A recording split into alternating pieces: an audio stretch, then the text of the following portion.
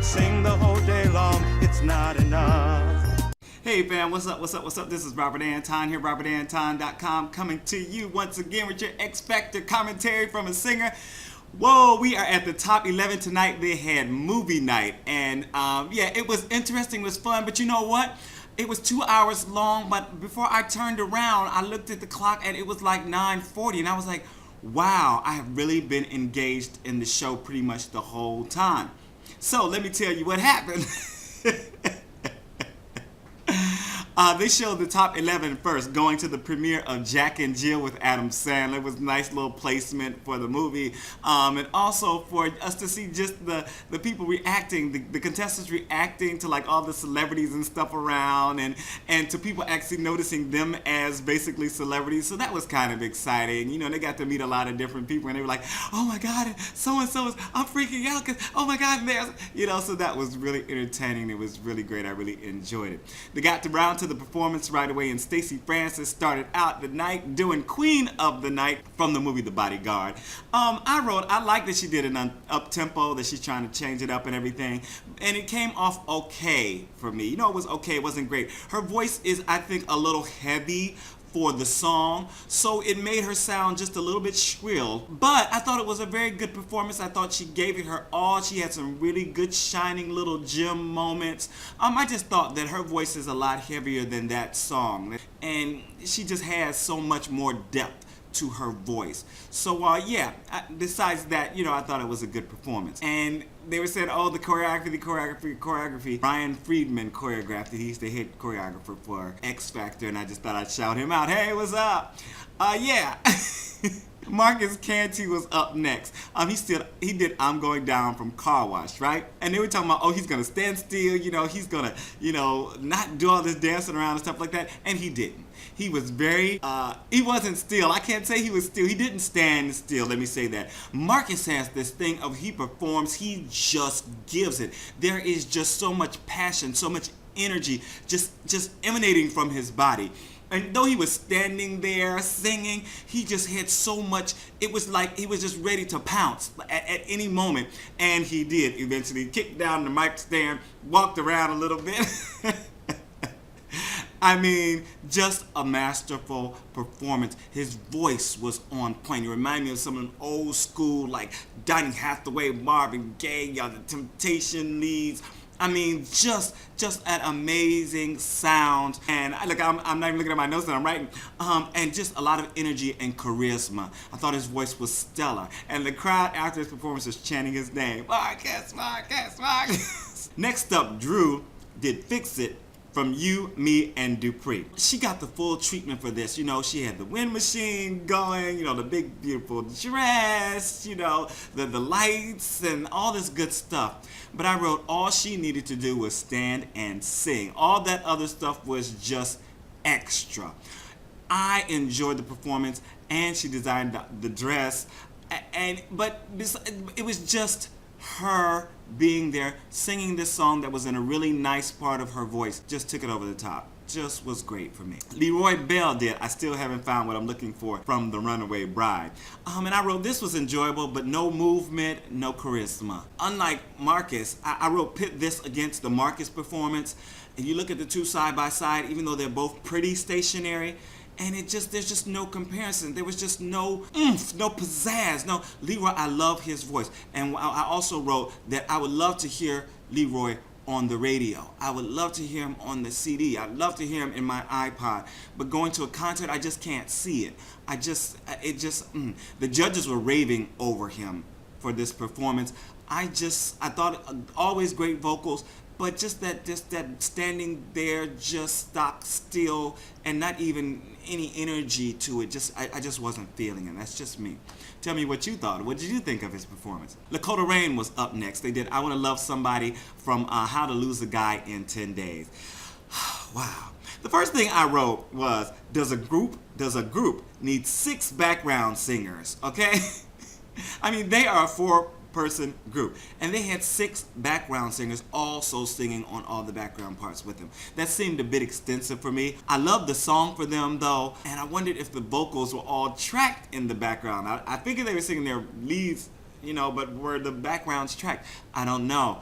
I hope not with 10 people singing, but it was just such a perfect mix. That's why I wonder if they were tracked. Next up, Astro, Brian Bradley did Lose Yourself from 8 Mile. You know what? This performance gave me serious goosebumps. You know, it was great writing by him. The delivery was, just masterful. 14, 15 now, years old, just a masterful delivery. You know, he shouted out, people in the thing, shouted out Heavy D. I mean, I just was loving it. I said he even broke on the crying contestants in the background stories, Just very contemporary, very of the moment.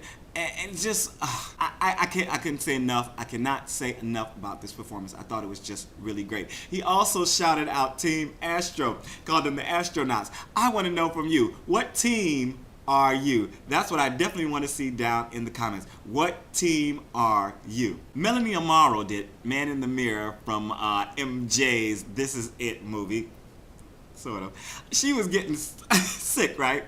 And she was on vocal rest. And I was like, oh my God, is she gonna be able to sing? If actually that's what they want us to, oh my God, what's gonna happen, right? But it came off wonderful. She sounded great. I just wrote really stellar vocals, and she took us to church at the end a little bit, just a little bit. She just gave us just a little bit. It was perfection. I'd want to hear it again and again and again. Simon said it was her best so far. LA disagreed. He said she's doing the same thing over and over and over again. I have to disagree with that. I think that she is pushing herself. She is doing all she can. I love that she did not change the lyric to Man in the Mirror. She just did it as is. Think what you want, but I thought that it was a wonderful tribute. I thought she did great. Just an amazing performance from her. The Stereo Hawks did Ain't No Other Man from Get Smart, and you know what? I really enjoyed it. I was like, Ain't No Other Man for the Stereo Hawks, but they changed it around just a little bit, and it was amazing.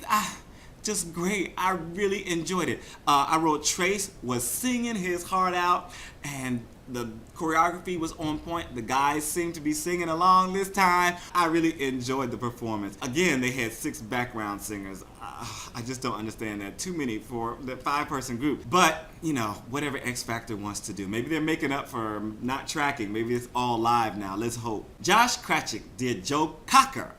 A little help from my friends from across the universe. I really liked the staging. Simon didn't like it. I really liked it. I really enjoyed it. It took some of the focus off of him, but it was all very nice. You got to listen to what he was doing, watch him a little bit, and then see other things going on. So that was a little change for him because he usually stopped still by himself on the stage. He sounded amazing also, I thought. But I was watching him and I was thinking, is this man going to bust a vein?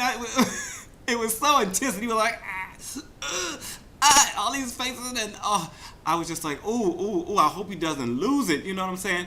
But he pulled it off. It sounded good. And I wrote later on, Paula was talking about it, and she did a little shout out to Chicken Soup for the Soul, the book. And I was like, oh, that's kind of strange. I wonder if they got that promotion for free. They probably took her in the back. I was like, Paula, you can't be doing that. That's free promotion.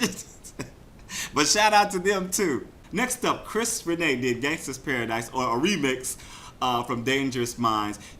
Overall, I like this much better than his last few performances. More rapping, less singing, big production with dancers. I thought it fit him well, and I'd love to see him do more of this, and I would also love to see him do some Drake all of a sudden. I was just watching him, and I was thinking, wow, I wonder how he would do on some Drake. So yeah, let's make that happen, Xfactor.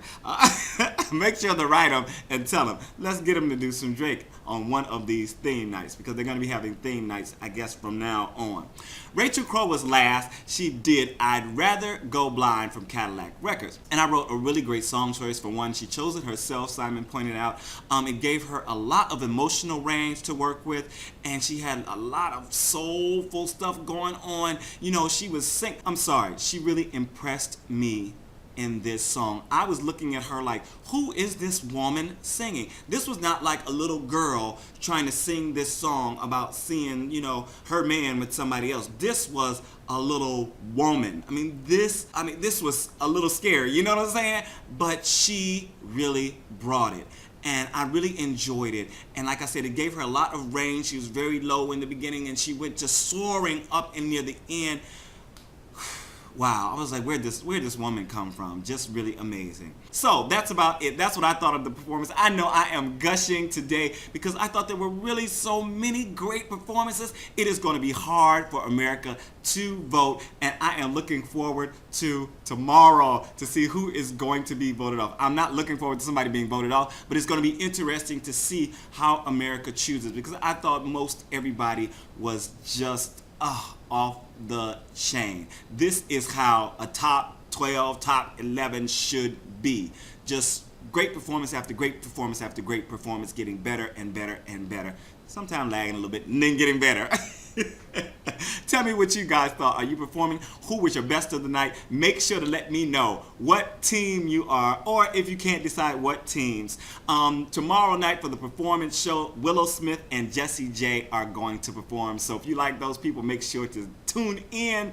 And this is Robert Anton, robertanton.com. I do the So You Want to Be a Singer series here on YouTube. And please check out my originals playlist. I'm out. Peace. I could sing the whole day long, it's not enough.